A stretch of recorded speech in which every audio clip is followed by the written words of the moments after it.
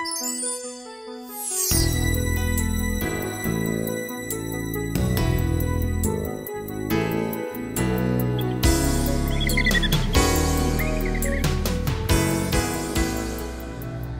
not going to finish the work inside the four walls of our church. Imagine yourself trying to find truth, and you're going from church to church. You tried church A, you tried church B, you're going up the steps to church C. You don't know the people there. You don't know what they teach, what they believe. You have no relationship built up with anyone there. It's scary, it's intimidating. You don't know how you're going to be received. Are you dressed right? Did you bring the right version of the Bible? Do you have a Bible? All of these things are barriers to people coming into our building. Welcome to the Kuna, Idaho Seventh-day Adventist Church. I'm Aline Andrews-Sachs, and I've been a member here for 20 years. One of the things that we have found the most difficult to do in our community is to get people in our door, and we wanted to do this in a unique way. They're out there, we're in here. Somehow we've got to get the good news, the message that we have, out to the people. We're missing 98% of the population. So we've got to figure out ways how to break through that barrier and connect with people and dialogue with them outside the walls of our church. It's not easy because we live so far scattered in the valley. My pastor came up with the idea to advertise a telephone number for a teleconference on a topic that would be of immediate interest to many people. Called it Community Conversations Live. You just take out a simple little ad in the paper every month. We did it every fourth Tuesday of the month. And you advertise the time, the phone number to call, the access code, and your topic. We entertained questions and had a discussion. It is a great way to connect outside the walls of your church and allow people to get to know you, but from the safety of their own homes.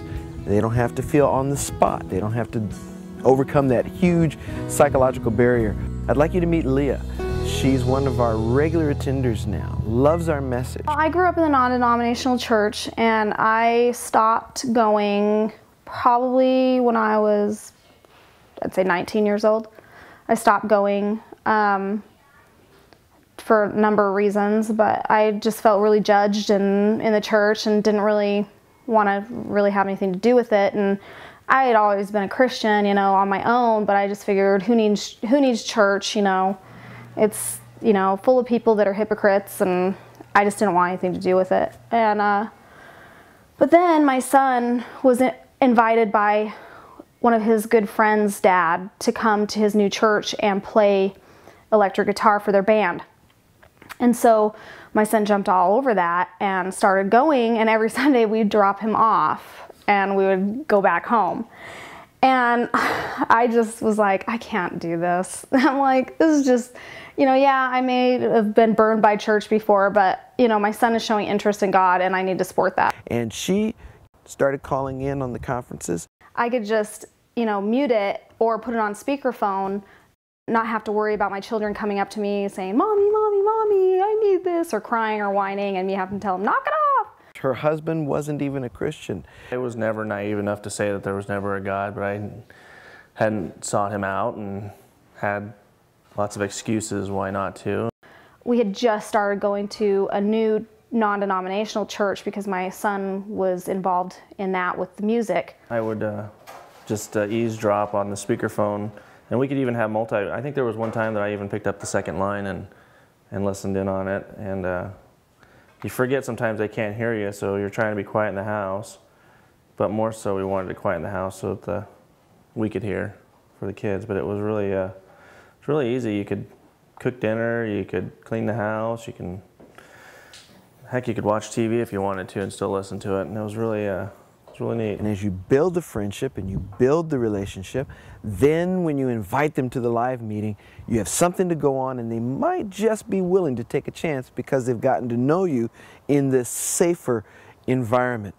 I think it's so funny how the Seventh-day Adventists seem to have it really nailed as far as their beliefs. I believed what they taught, and I, loved Pastor Randy and just, loved him for a number of reasons, just because, they knew more about God's Word and just were more adamant about just, you know, following God's word.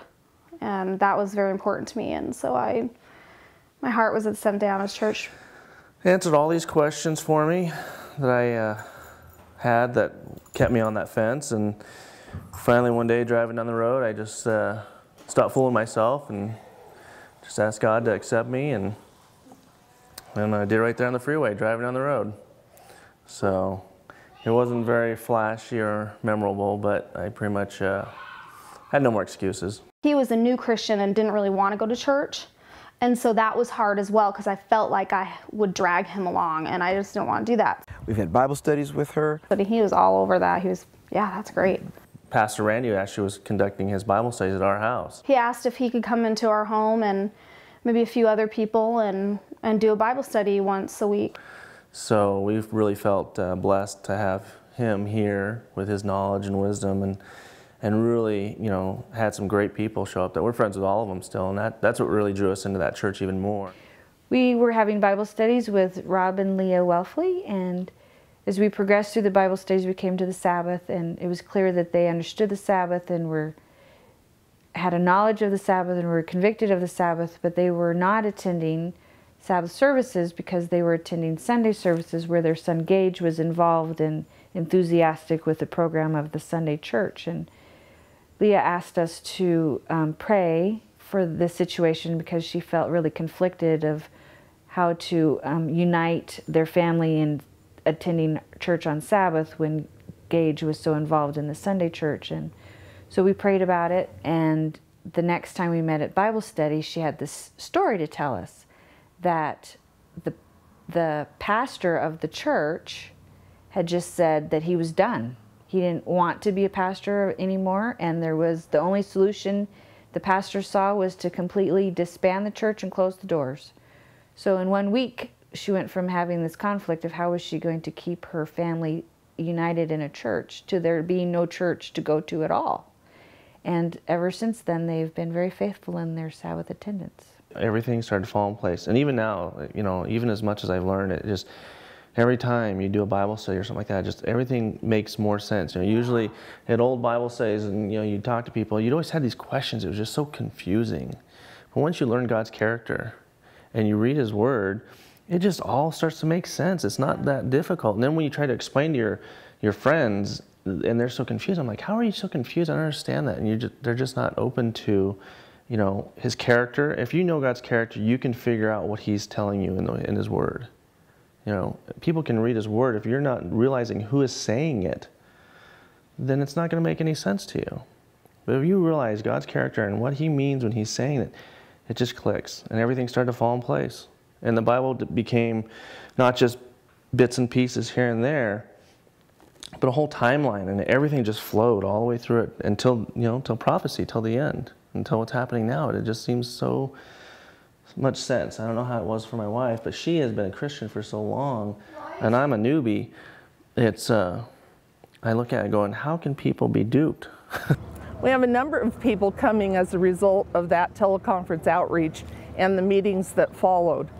And it's really fun to be interacting more with our community than we've ever been able to do before. I was just so thankful now to have a support group. This is how you build friendships, and they begin to see that who you are and that you love Jesus, you're into the Bible, but you're non-pressuring. And all your follow-up information is online, and they can go there, leave a blog, leave a comment, a question, something that didn't get answered on the teleconference, but it encourages and stimulates talk. Every one of our new people is involved in a small group ministry. They're involved, they're there on Sabbath, they're in my pastor's Bible class, and we're building bridges, we're establishing these relationships.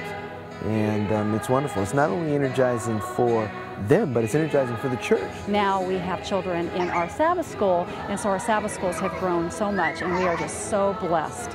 And this is just one way to connect, right where they are. This has been Northwest Spotlight on Mission.